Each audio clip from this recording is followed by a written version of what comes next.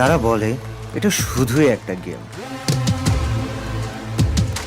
কিন্তু আমার কাছে কি আসলে জানেন, আমার জন্য এটা সেই জায়গা যেখানে ভয়কে আসলে আমি জয় করি। তখন আমি আর একটা সাধারণ ছেলে থাকি না, আমি হয়ে যাই যোদ্ধা।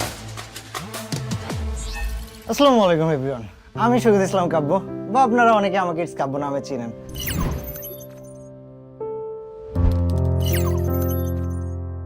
কুষ্টিয়াতে থেকে জাস্ট আমার ছোট্ট ঘরে বসে গেম খেলে আজ পুরো বিশ্বের মাঝখানে পৌঁছে গেলাম, সেটা নিয়ে আপনাদের সাথে গল্পটা শেয়ার করব। মানে আমার জাস্ট ফার্স্টে স্বপ্ন ছিল যে আমি একটা লাইভ স্ট্রিমার হব। আমার বার্থডে ছিল জানুয়ারি 13 তারিখে। আমি দোয়া করি যেন নেক্সট বছরের জানুয়ারি আসতে আসতে 10,000 সাবস্ক্রাইবার হয়। ভাবতে ভাবতে ভাই কোথায় 10,000, কোথায় 1,000, কোথায় 1 মিলিয়ন, কেমনে কি এখন 4 মিলিয়ন হয়ে গেছে। এই যে পিছনের শহরটা দেখতেছেন না, আজকে কেমন জানি সবাই আপন। বিষয়টা সবসময় এমন ছিল না। আত্মীয় স্বজন, নিজের আত্মীয় স্বজন এমন সব কথাবার্তা বলা শুরু করছে যে নিজের কিছু একটা করে ফেলি। ক্লোজ একটা মানুষ ছিলেন, এটা টিউশনে চাইতে গিয়েছিলাম, 1.5 বছর ঘুরাইছে 2,000 টাকার বেতনের টিউশনের জন্য।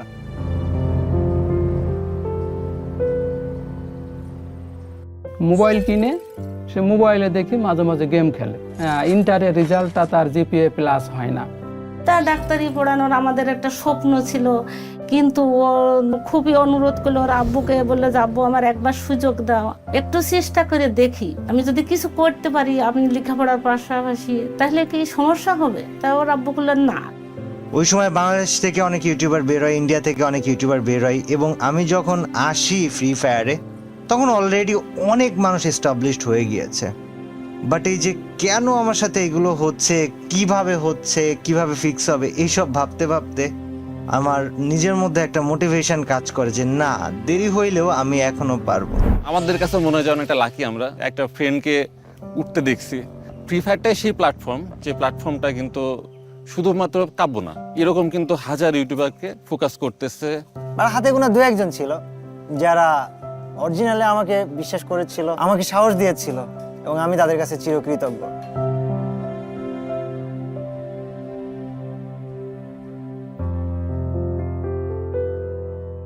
সৈকতের সাথে আমার দেখা হয়েছিল 2014 সালে।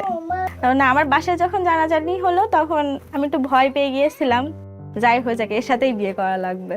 এর মাঝখান থেকে আমার বাবা মা আমার কষ্টের জন্য অনেকবার বলছে যে চলে আসো, আমি কারোর কথা শুনি নাই। একদিন এসে আমাকে বলতেছে যে আব্বু তোমার অ্যাকাউন্ট নাম্বারটা আমার দাও। তো বলতেছে যে আমি যে খেলা করি এই খেলা থেকে কিছু টাকা দিবে। তো আমি বললাম আমার তো বিশ্বাস হয় না যে খেলা করে আবার মানুষ টাকা পায় নাকি। দেওয়ার পরে দেখলাম সত্যি সত্যি পরের মাসে অ্যাকাউন্টে কিছু টাকা আসছে।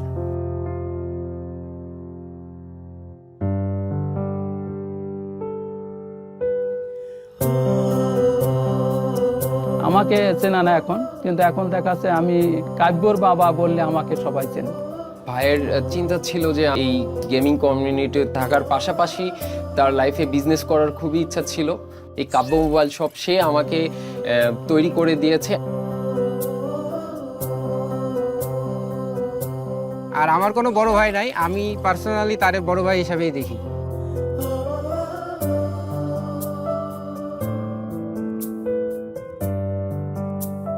তো জাস্ট আমিও আসলাম, দেন আমাদের মোবাইল শপ ওপেন হলো, অ্যান্ড আলহামদুলিল্লাহ এখন আমি ভাই মোটামুটি অনেক কিছু ম্যানেজ করি। কাব্য মোবাইল শপ এটা জাস্ট কুষ্টিয়াতে এখন আছে, ঠিক আছে, যখন বাংলাদেশের 64 জেলায় যাবে, জাস্ট ইম্যাজিন আমাদের একটা দোকানে যদি 5 জন মানুষ কাজ করে, 64টা জেলায় কতগুলো মানুষের কর্মসংস্থান হবে। এই সব কিছু সম্ভব হয়েছে আমার প্যাশনকে ফলো করার মাধ্যমে, আমার গেমিংকে ফলো করার মাধ্যমে, and through gaming, through sports, through free fire, here I am on Kabya mobile shop. এই ফ্রি ফায়ার, একটা স্পেশাল থ্যাঙ্কস তো ফ্রি ফায়ারের জন্য অবশ্যই। সো কারণ লাস্ট টাইম রোড টু গ্লোরিতে আমরা বাংলাদেশের রানার্স আপ হওয়ার মাধ্যমে আমারও একটা অ্যাচিভমেন্ট হয়ে গেছে।